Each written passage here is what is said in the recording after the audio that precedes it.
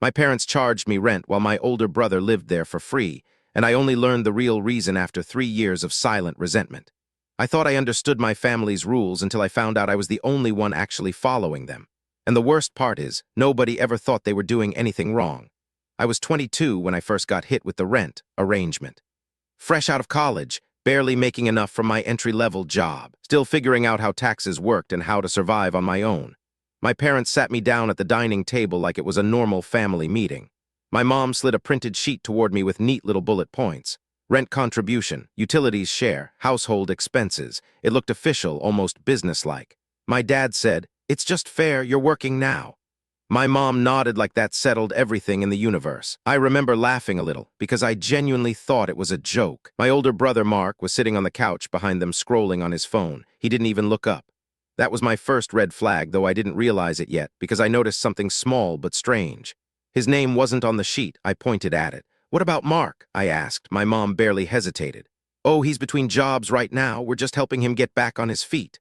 I nodded because that sounded reasonable at the time. Older sibling, rough patch, temporary support. That's what families do, right? So I started paying every month like clockwork. A chunk of my salary disappeared before I even had a chance to breathe. Meanwhile, Mark stayed in his room like nothing changed at all. Same routines, same late-night gaming. Same grocery raids where he'd eat whatever was in the fridge without ever replacing anything. At first, I told myself it was temporary, a phase, a little imbalance that would fix itself once he got stable. But then months passed, then a year. Then I noticed something that made my stomach twist in a way I couldn't explain. Mark had a new laptop, new phone, new sneakers that definitely weren't cheap, and yet, according to my parents, he still wasn't stable enough to contribute anything. One night, I finally asked him directly. We were alone in the kitchen. I tried to sound casual. "Hey, are you planning to chip in at all soon?" He finally looked at me like I had asked something offensive. "I'm saving money," he said flatly. "For what?" I asked. He shrugged. "Life stuff." That was it. No detail, no shame, no urgency. I wanted to push it further, but my mom walked in right then and the conversation just evaporated, like I was never supposed to ask in the first place. That became a pattern. Every time I tried to question anything, the timing would suddenly become inconvenient, or someone would change the subject, or I'd be told I was too focused on money. But it wasn't just money. It was the principle of it. I was paying rent in my parents' house while my brother lived like a permanent guest who somehow outranked me. Still, I told myself there must be context I didn't understand yet. Families don't usually operate on pure unfairness. There's always a reason. I just hadn't found it yet. The first crack in their story came during a random dinner conversation. My aunt came over, and after a couple glasses of wine, she got a little too honest. She looked at me and said, "It's good you're helping your parents like this." I blinked. "Helping them?" She nodded. "Yeah, paying rent, it must be. Hard with your brother still covering his own expenses elsewhere." I froze. "Elsewhere?" I repeated. My mom quickly jumped in. "Oh, she must be confused. Mark's just helping out at home for now." But my aunt looked genuinely puzzled. "I thought he was staying because of his job transfer." There was a pause, a very long one. My dad cleared his throat too loudly. My mom smiled too quickly. And I remember that moment clearly because it was the first time I felt like I was standing in a room where everyone else knew the script except me. That night, I couldn't sleep. I kept replaying my aunt's words, covering his own expenses elsewhere. Elsewhere. I started paying closer attention after that, not confrontationally, just observant, and what I noticed didn't make sense. Mark left the house regularly, sometimes for days. Sometimes he'd mention staying with friends. Sometimes he wouldn't explain at all, but every time I asked my parents, they would say the same thing. "He's figuring things out. He's in a transition phase. He just needs support right now." Meanwhile, I was budgeting every meal, calculating transportation costs, skipping small luxuries just to keep up with my fair share. One evening, I finally snapped in a quiet way. I showed my mom my bank app. "I can't keep doing this," I said. "I'm barely saving anything." She didn't even look surprised. Instead, she said something that stuck with me. "You're good with money, you'll manage." It wasn't comfort, it wasn't empathy, it was expectation, like my financial stability was already guaranteed so I could afford to be the one carrying the weight. That was the moment I started to feel something shift in how they saw me, not as a child, not even as a son, but as a resource that could be reliably tapped. Still, I didn't fully understand the imbalance until the day I came home early from work.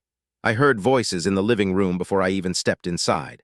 My parents, Mark, and another voice I didn't recognize. I paused near the hallway. I didn't mean to listen, but something about the tone made me stop. My mom was saying, "We've been covering things here so you can focus on what matters." Mark replied, "I know, I appreciate it. I just need a little more time." Then the unknown voice laughed lightly. Honestly, I wish I had parents like yours. That was when I stepped in. There was a woman sitting next to Mark, early 20s, comfortable, familiar. She looked up at me and smiled like she already knew who I was. Hi, she said casually. I looked at my brother, then at my parents. Something about the scene felt rehearsed, like I had walked into a moment that had already been staged. Who is this? I asked. Mark answered before anyone else could. My girlfriend. My mom immediately added, she's wonderful, very supportive. Something about the way she said supportive made my stomach tighten. I excused myself to my room, but I didn't close the door all the way. I listened. And that's when I heard something that changed everything I thought I understood. My mom's voice, lower now.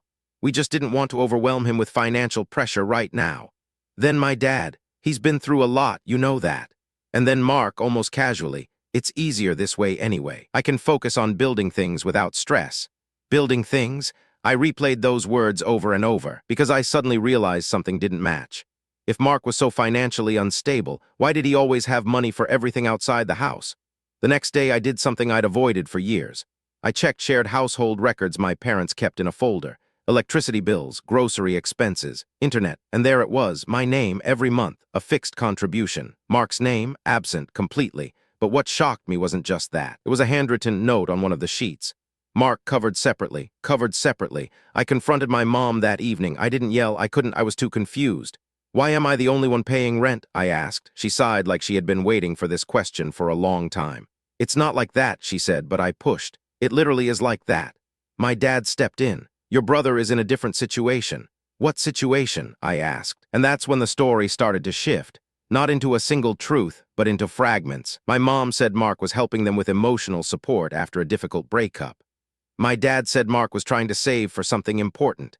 Mark himself said he was between real plans. 3 explanations, none of them matching, and I realized I had never once been given the same level of protection in explanation. I was just told, you pay. A week later, I ran into my cousin at a small family gathering. We weren't close, but she had always been blunt in a way no one else was. I mentioned the situation casually, expecting validation. Instead, she frowned. Wait, you're paying rent there? Yes, I said. Why? She hesitated, then said something that made my entire understanding collapse. I thought Mark was the one contributing more at home. He always talks like he's the one helping your parents financially. I laughed at first because it sounded ridiculous, but she didn't laugh back. That night, I couldn't stop thinking. If Mark was telling people he was helping financially, and I was actually the one paying, then what was the narrative my family was trying to build?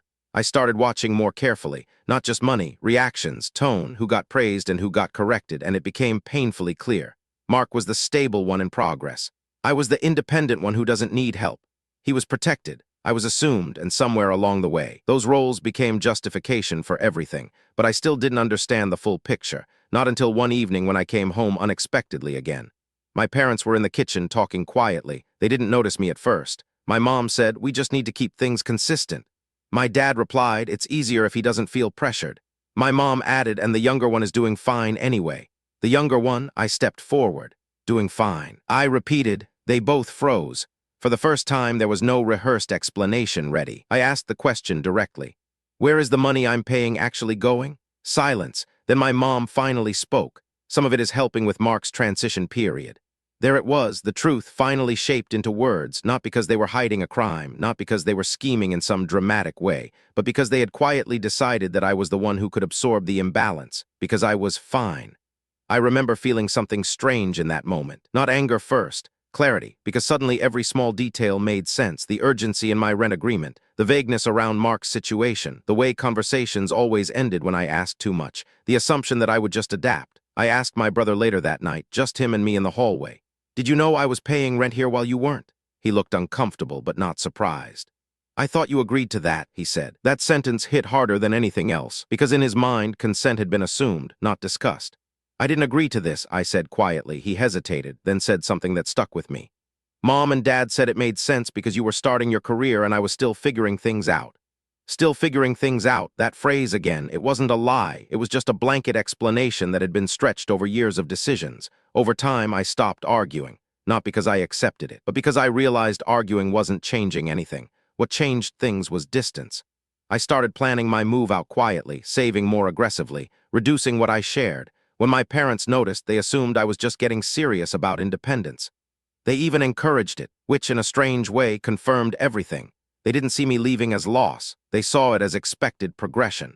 and that realization hurt more than the rent ever did. The final confrontation happened the week before I moved out. I told them I was leaving, no drama, just facts. My mom looked genuinely surprised. Why so suddenly? I almost laughed. Suddenly. I explained everything calmly, the imbalance, the lack of transparency, the double standard, and that's when my dad finally said the quiet part out loud. We didn't think you needed the same support.